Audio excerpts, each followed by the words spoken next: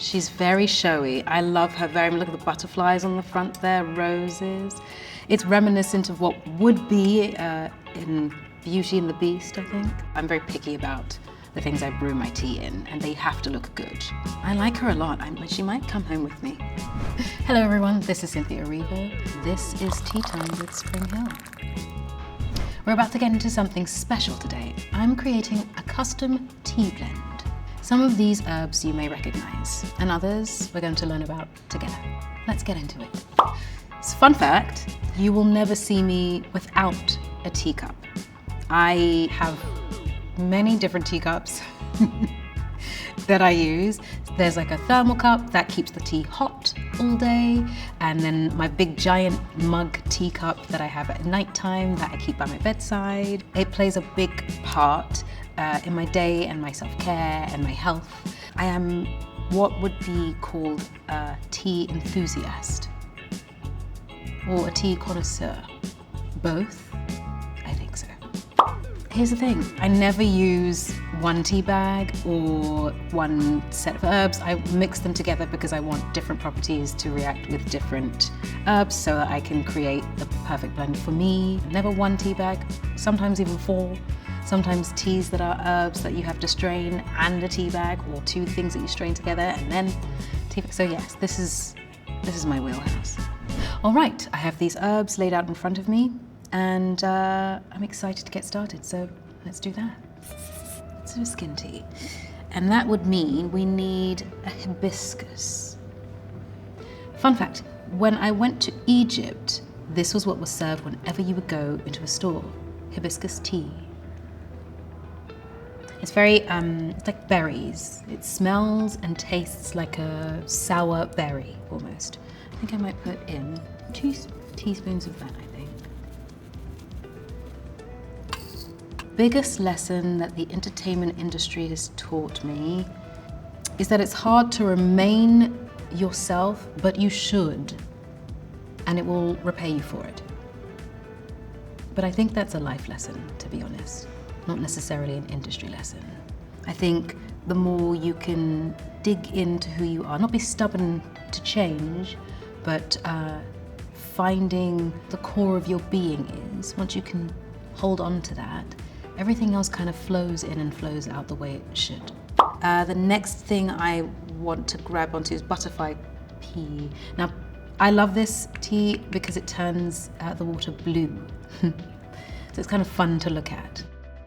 I think the more you can feed yourself as your person, your personal person, who you are, the easier it is to become the characters, because you start to understand that the more you see your character as another human being, the easier it is to feed them with what you need in order for them to come to life. I love transforming into other characters, but I have a deep respect for who they are meant to be and who I'm supposed to create to give out to whoever's watching. But that, I think, is aided by feeding me as a person and learning who I am so that I have empathy for the character that I'm playing. Next, we'll go for marigold. Little sweet yellow flower, which, by the way, some people shy away from this, but I think it's actually quite good for you occasionally to take a soak in a tub if you can get one, if you can find one. Marigold is really good to pour in there. It's soothing for the skin outside and in. I think one of the most significant personal changes was probably when I came out. I think I did it on quite a big forum, but I was very, I felt very safe to do it.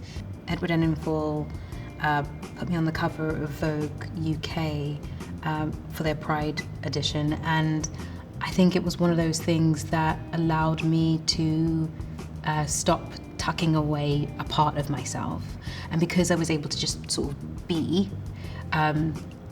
somehow it's made me excited to keep showing up fully. And I think that this whole year has felt like that. I've sort of just been myself. So what you've met and who you've met is all me, which is quite nice. So I get to introduce myself to you more and more and more whenever you meet me. Yeah. Next, I would like to use an antioxidant. Maybe we'll do a little bee pollen, which tastes like honey, hence bee pollen.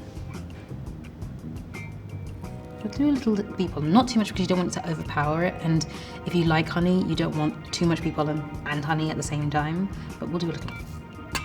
There we go. It'll make it sweeter as well. I was not very good at protecting myself at the very beginning because I really didn't know how to. I've had to learn how to separate myself from the character once the work is done. I have a very good therapist who is extremely helpful and is on call the moment the words cut are called. And also I think I have learnt to take some time to put a character down, to say goodbye. A thing that people don't realize is your body doesn't know that you're playing someone. Your body believes that this is what's happening. And so you have to train your body to let go of something that isn't naturally theirs, because obviously you're pouring some of you into it, but as a whole the character isn't you. And so you have to allow your body to go through the process of letting those habits and those things that it's picked up go. And take some time, so you have to be patient with yourself, but it's a little bit of healing. It's like making sure that you put ointment on the graze or the scar that you pick up from the rolls. Yeah, but I do love them though. Okay, the last one I'm going to put in here is calendula, and this comes as a whole flower but can sometimes come as just the petals. I'm actually just going to take one and place it in there. All the herbs are in. Now we need hot water. And the wonderful thing about hibiscus itself is that you can actually make all sorts. You can make juice with it, it's one of those very, very versatile herbs that can be had warm or cold, and at any point in summer. And if you add a little honey to it, and you freeze it, you make popsicles.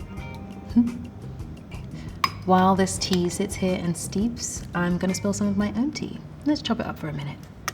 In order to sort of maintain authenticity and I'll say connectivity, the thing I try to do is find a through line from what I have in my life, even if it's a character that I don't necessarily know very well or even agree with. There are always connective tissues between that character and yourself that you can find that allow you to empathize with who they are.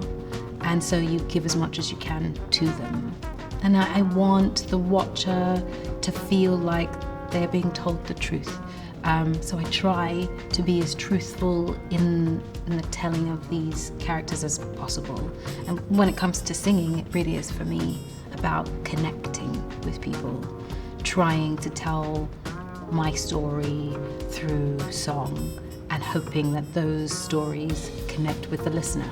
When crossing the mediums and different genres, as long as it all starts from what's the most truthful way to tell the story, what's the most truthful way to bring this to people watching or listening, that allows me to make sure that everything is sort of in alignment, I guess. But I feel like singing and acting and now producing or writing, they all have different forms of freedom. They feel different to do, and so I miss one when I don't do the other. I want to tell the story of a character. I want to be the vessel for a character to come through, but I also want to sing my heart out because it's almost the immediate connection with a person, whereas you have to sort of wait if you're doing something on screen. But when you're doing something on stage, you get the feedback almost instantly. When I'm singing, I'm me, and when I'm on a stage, I'm playing a different character. So that feedback and the feedback I get when I'm singing, again, are very, very different. Even though they all are of me, they aren't necessarily me. And so I guess when I'm able to sing as myself, that's a really wonderful experience because I get to give myself to people. And when I'm playing other characters, I guess I get to tell the story of another person, or maybe connect with someone else's experience through this character as well. It's sort of in-flow experience. You have to be present, but there are things that ask more of you than others. But I like being able to jump from one to the other, yeah. All right, the tea is done steeping. This is my big moment, the first sip. Let's see how all these herbs taste together. It looks like juice, not tea, but it's definitely tea.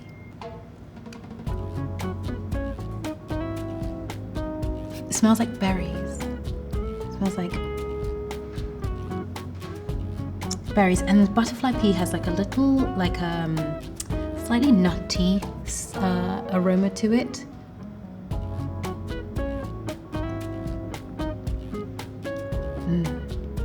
That's actually very good.